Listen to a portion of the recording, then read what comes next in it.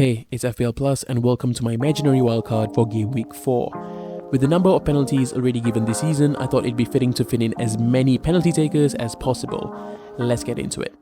In goal, McCarthy retains his spot. With promising fixtures to come at Southampton registering their first clean sheet of the season, he still seems the most valuable 4.5 mil goalkeeper option.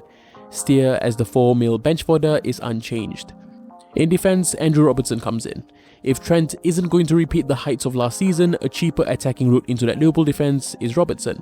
He's outperformed Trent so far, and at 0.5 mil less seems like he could be worth the savings and more. Then Timothy Castagne, a premium option at 5.7 mil, but he's showing returns that you'd be used to from Ricardo or Doherty.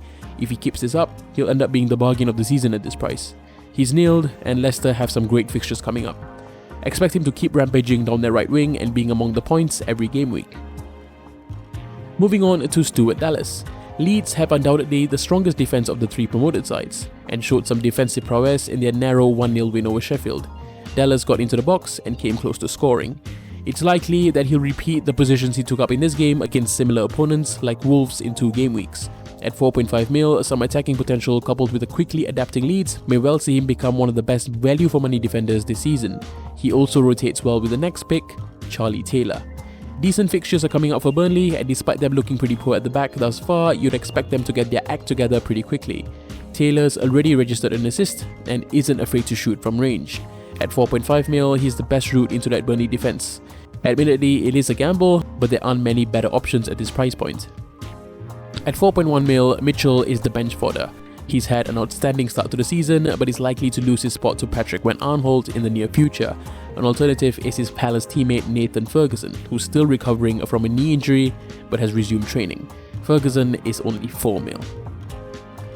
Moving into the midfield, this is where the penalty takers start to come in. De Bruyne runs the show for Man City, and despite their worrying defeat to Leicester, you'd expect them to recover quickly.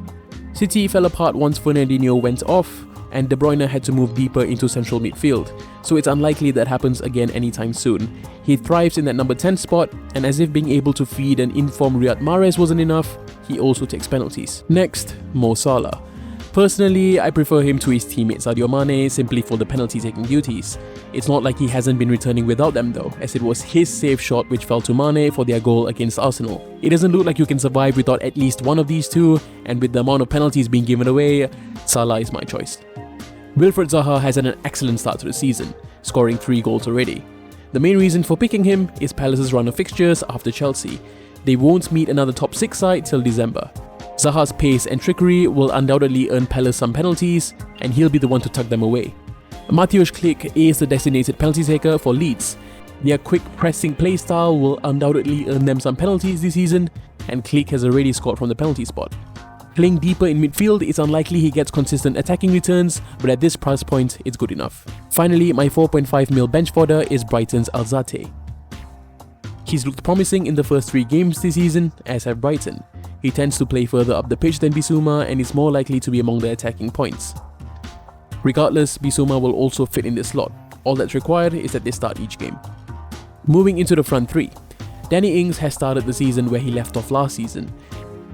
He started out slow with a blank at Crystal Palace, but has since returned 3 goals in 2 games.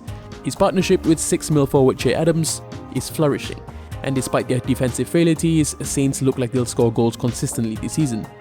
Expect Ings to be in the Golden Boot conversation once again. Next, it's Raul Jimenez. The Mexican forward had a disappointing game at the London Stadium, scoring a rare own goal against West Ham. Before that, he'd scored 2 in 2.